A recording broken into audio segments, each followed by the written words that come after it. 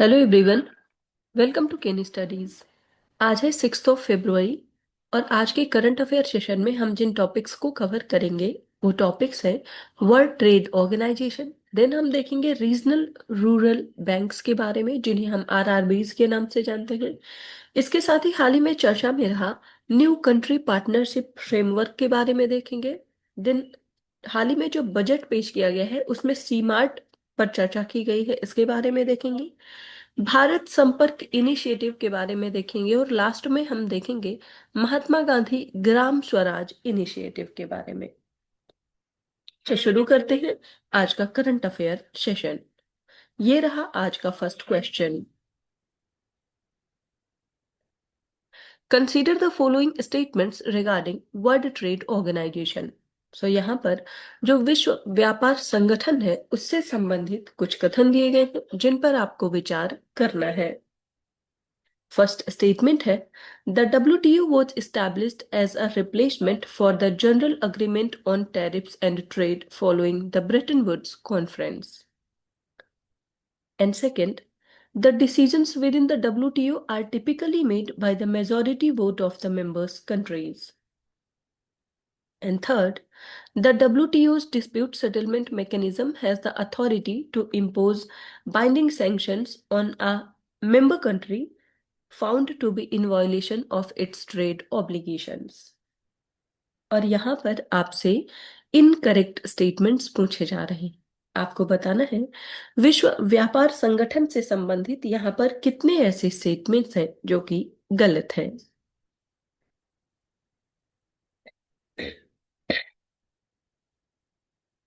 और इस क्वेश्चन में आपका करेक्ट ऑप्शन हो जाएगा ऑप्शन बी। सो यहाँ पर दो स्टेटमेंट्स गलत हैं, वो है फर्स्ट और सेकंड स्टेटमेंट, जबकि जो थर्ड स्टेटमेंट है वो करेक्ट है। सो WTO की बात करें तो इसको स्टैब्लिश किया गया था following the Uruguay round of trade negotiations, ना कि Bretton Woods conference. So Bretton Wood conference के तहत जिन संस्थाओं की स्थापना की गई थी वो है IMF और world bank. Second statement incorrect है because the WTO operates on the principle of consensus not majority voting. बाकी आप यहाँ डिटेल में देख सकते हैं। So the WTO was established following the Uruguay round of the trade negotiations, not the Bretton Woods Conference. The Bretton Woods Conference led to the creation of the International Monetary Fund and the World Bank. While the idea of an international trade organization was discussed at the time, it did not materialize and GATE was created as an interim agreement in 1947, so the WTO eventually replaced GATE in 1995. Then WTO operates on the principle of consensus, not majority voting. So this means that decisions are made when no member country formally objects. And this approach ensures that the decisions have the support of the entire membership. While the WTO agreements do contain provisions for voting in exceptional circumstances and it is rarely used. इसके साथ ही dispute settlement body की बात करें तो ये एक core function है WTO का and it is often referred to as the jewel in the crown of the organisation. So when a country brings a complaint against another member, a panel is established to adjudicate the dispute. So if the panel's ruling, which can be appealed to the appellate body, finds a country to be in violation of its WTO obligations, it can recommend that the country brings its measures into conformity. So if the country fails to do so, the DSB can authorize the complaining country to impose retaliatory trade sanctions, and these rulings are binding. So WTO की बात करें तो आपने देखा कि इसने gate को replace किया 1995 में और वर्तमान समय में इसमें 164 मेंबर्स हैं।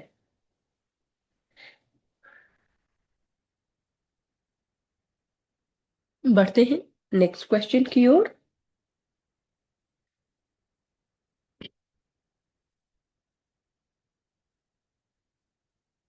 Consider the following statements regarding regional rural banks.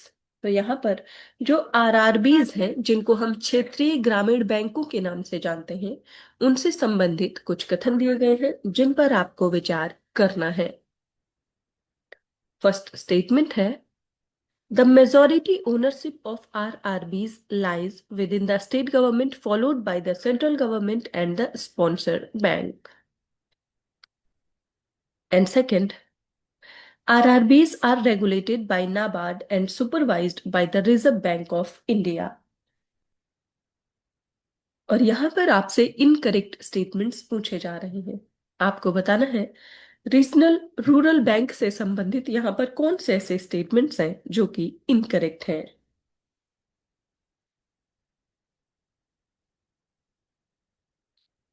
और इस क्वेश्चन में आपका करेक्ट ऑप्शन हो जाएगा ऑप्शन सी। सो यहां पर ये दोनों ही स्टेटमेंट्स करेक्ट इनकरेक्ट हैं। आप देख सकते हैं। So the correct ownership pattern of RRBs is Government of India 50%, State Government 15%, and the sponsor bank 35%. And RRBs are regulated by RBI and supervised by NABARD, not the other way round. So RRBs की बात करें तो इनको establish किया गया to promote financial inclusion in rural areas. So they are formed in collaboration by the central government, state government, and sponsoring commercial bank to give loans to rural areas. So इनके mission की बात करें तो इनका mission है to fulfill the credit needs of the relatively unserved sections in rural areas, small and marginal farmers, agricultural laborers, and socio-economically weaker sections। RRBs के origin की बात करें तो इनको स्टैब्लिश किया गया under under the regional rural bank act 1976 on the recommendation of the Narasimham committee on rural credit. So जो first RRB है वो है राथम ग्रामीण बैंक, जिसको स्टैब्लिश किया गया 2 अक्टूबर 1975 को। सो आरआरबीज के फंक्शंस की अगर हम और बात करें तो ये कई तरीके के फंक्शंस परफॉर्म करता है। सो ये प्रोवाइड करता है banking facilities to rural and semi urban areas, also carrying out government operations like the disbursement of wages of मनरेगा workers and distribution of pension etcetera. It also provides para-banking facilities like locker facilities, debit and credit cards, and mobile banking, internet banking, UPI, etc. सो आप ध्यान रखेंगे, present की बात करें तो at present 28 RRBs operate across the country with a vast network of over 22,000 branches in more than 700 districts.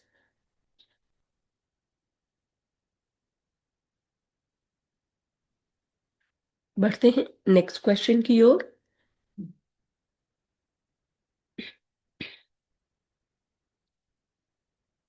With reference to the new country partnership framework, consider the following statements. So यहाँ पर जो नए देश साझेदारी ढांचा है, नया देश साझेदारी ढांचा, उससे संबंधित कुछ कथन दिए गए हैं जिन पर आपको विचार करना है। फर्स्ट स्टेटमेंट है, the NCPF 26-31 has been signed between the India and the international monetary fund. And second, it prioritizes private sector led job creation with a special focus on youth and women। और यहाँ पर आपसे correct statements पूछे जा रहे हैं। आपको बताना है हाल ही में चर्चा में रहा जो न्यू कंट्री पार्टनरशिप फ्रेमवर्क है, उससे संबंधित यहाँ पर कौन से ऐसे स्टेटमेंट्स हैं जो कि करेक्ट हैं।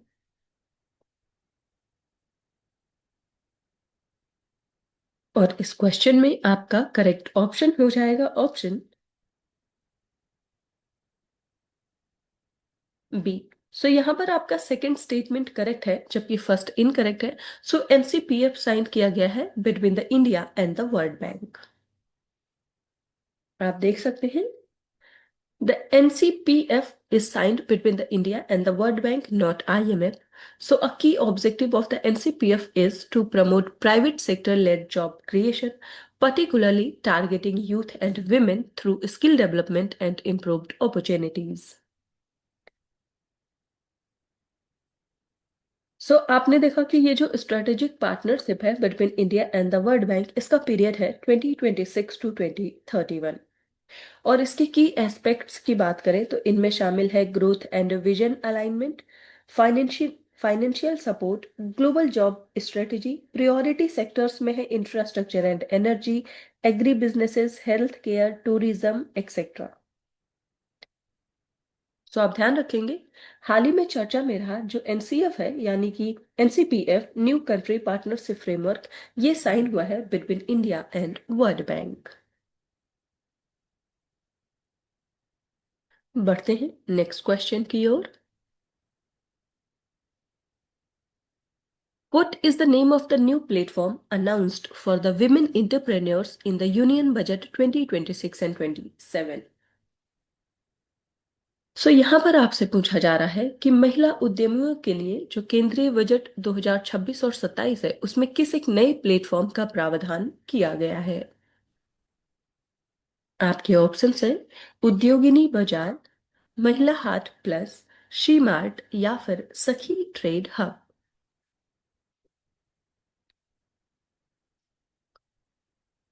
आपको बताना है इस वर्ष का जो यूनियन बजट है इसमें विमेन इंटरप्रेन्योर्स के लिए कौन सा नया प्लेटफॉर्म अनाउंस किया गया है।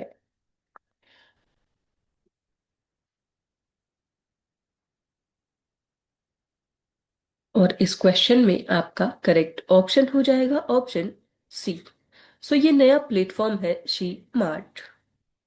आप देख सकते हैं। The finance minister announced CMART to support women entrepreneurs through a new market platform. यहाँ पर जो C है SHE, it stands for self help entrepreneur and these marts will be community owned retail outlets. They will be set up within cluster level federations using innovative and enhanced financing tools. इसका aim है to give women better market access, branding support and stable income. It will strengthen grassroots institutions like self-help groups and the initiative built on the success of the Lakhpati Didi program.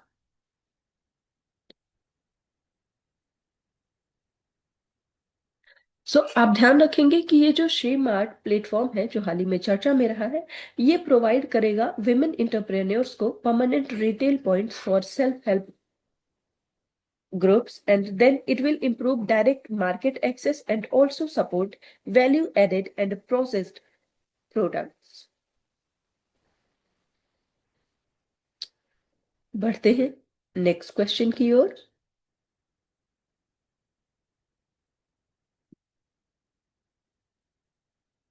Bharat Sampark, a government outreach initiative to connect India's youth with public institutions and policy processes, is an initiative of which of these? यहाँ पर आपसे पूछा जा रहा है कि हाल ही में चर्चा में रहा जो भारत संपर्क एक पहल है जो कि भारत के युवाओं को सार्वजनिक संस्थानों और नीतिगत प्रक्रियाओं से जोड़ने की एक सरकारी पहल है। आपको बताना है कि ये पहल किस संस्था की है।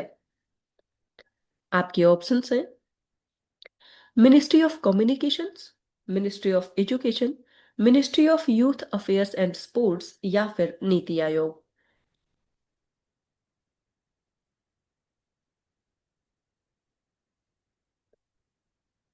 यहाँ पर आपको बताना है कि हाल ही में चर्चा में रहा जो भारत संपर्क इनिशिएटिव है वो किस मंत्रालय या किस संस्था की पहल है।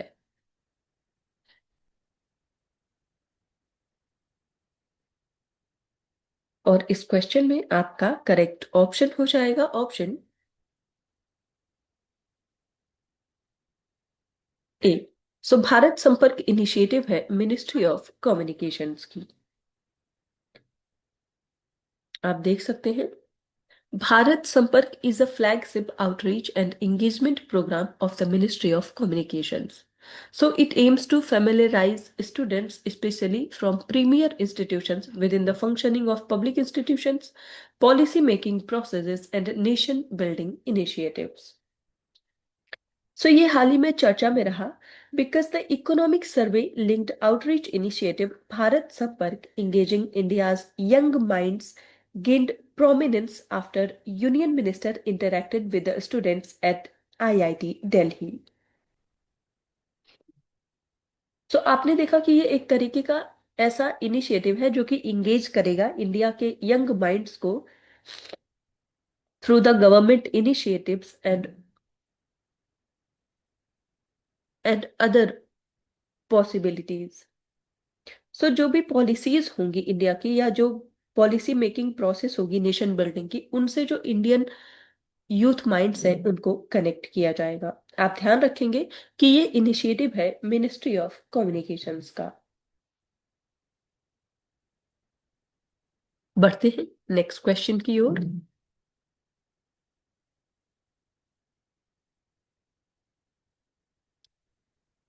What is the primary objective of the Mahatma Gandhi Gram Swaraj initiative announced in Union Budget 2026 and 27? सो यहाँ पर आपसे पूछा जा रहा है कि जो केंद्रीय बजट 2026-27 है उसमें घोषित महात्मा गांधी ग्राम स्वराज पहल जो है उसका प्राथमिक उद्देश्य क्या है। आपके ऑप्शंस हैं the expansion of MSME credit in urban areas, second promotion of digital startups in rural India, third modernisation of food processing industries, या फिर strengthening khadi handloom and handicrafts.